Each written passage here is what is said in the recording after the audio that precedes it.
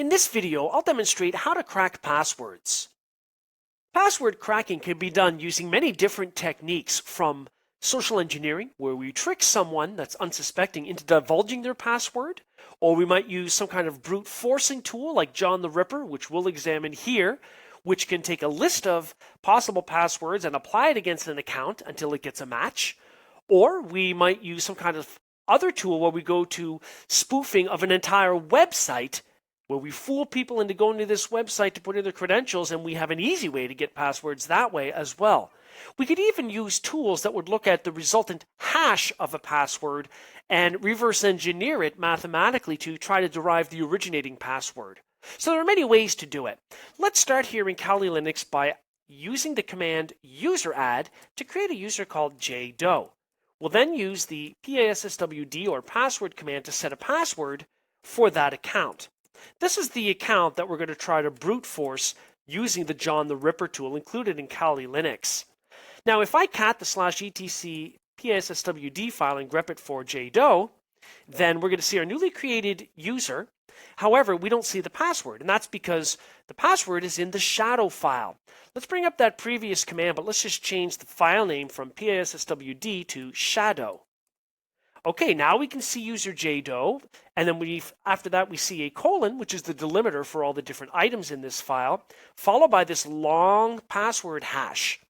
We're going to use the unshadow command to put the contents of these two files together for ease of trying to crack the password. So I'm going to type unshadow /etc/passwd space /etc/shadow, and then we're going to give it an output redirection symbol. I want this to be called password_files.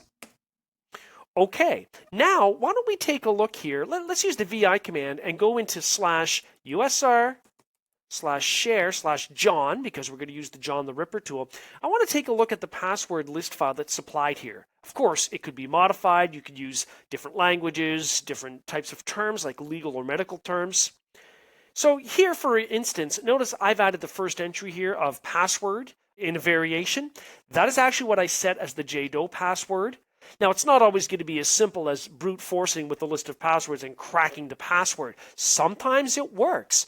Other times it doesn't. But the nice thing about using a tool like John the Ripper is that it automates the attempts. You don't have to try it manually. Bear in mind, if you use some kind of a brute force tool like this, it could actually lock out the account if intruder detection has been enabled. You know, maybe, for example, after 3 incorrect login attempts, one after another, the account's locked for a day. That is possible. However, as we go through this password list file, we've got all kinds of different words, common words that are commonly used as passwords, like 123 ABC. So we could modify this. There are plenty of them that you could go ahead and download here as well. Just be careful if you see any of the more offensive items in this password file, but the reality is you're going to see some of those things out there. Okay, let's get out of here. So I'm going to type :Q for quit to get out of VI, the text editor. And now what we're going to do is actually go ahead and attempt to crack a password. So I'm going to type in John, because that's the command to run the John the Ripper password cracking tool, --word list equals /usr/share/John. And we just looked at the file. It's called password.lst.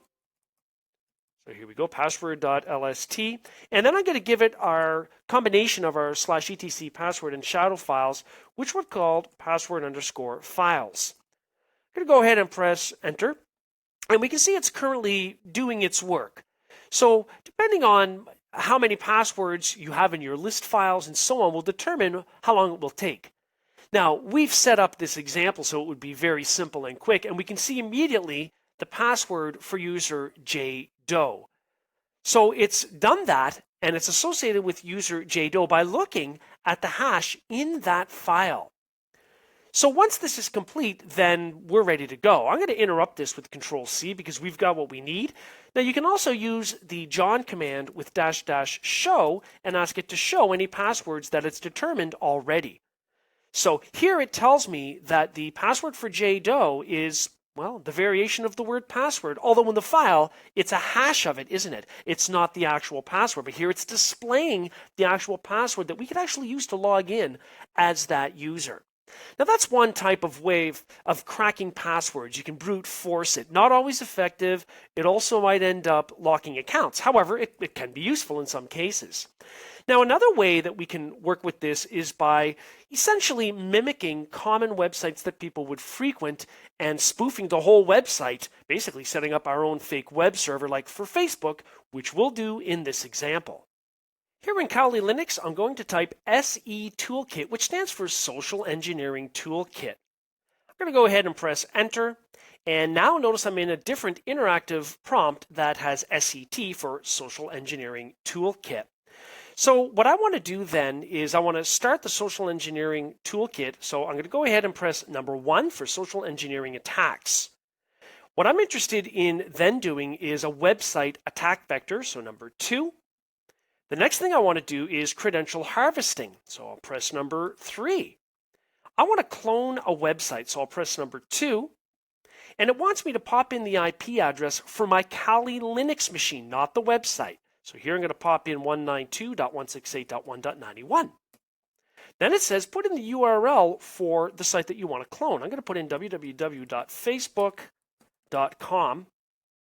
Looks like I put that in incorrectly, so I'm going to have to try that again. Let's try that again. Site cloner, put in my local IP address. It helps when you type things in correctly. So let's try this again, www.facebook.com. Now what it's doing is cloning the website so that it will actually be running on that machine. It looks like the real deal. So you can see here in a web browser, if I actually connect to my Kali Linux installation, it actually looks like the real Facebook site. So, of course, what this would require is to redirect users to this IP address, which could be done by compromising their system and editing the host's file, or maybe making an entry in a DNS server that you've compromised. So here, I've put in the name and the password. I'll go ahead and click log in. Interestingly, the user actually gets redirected to the real page. So therefore, what's interesting here is it's kind of stealth. The user doesn't even know what's happening. Let's go back and check Linux. So back here in Linux, I'm going to go ahead and type 99 to return back to the main menu. And then, of course, I'm going to finally exit this entire tool. The next thing to do to review the results is to go into the var www.html folder, and if you do an ls, you'll see a harvester file there. If you cat that file to view its contents and perhaps pipe it to more in case it's really long, then you're going to start seeing some interesting information. Here I can see jdo@fake.com, and I can see the entered password. Now remember, that user doesn't really suspect that that was a fake login page. They were redirected to the real thing and successfully got into Facebook. So here we have an easy way, essentially, of tricking people into divulging passwords. So it's important then to make sure that people's machines can't be compromised, so hosts' file entries can't redirect them to fraudulent sites, and that DNS servers are hardened so that they can't be compromised. In this video, we learned how to crack passwords.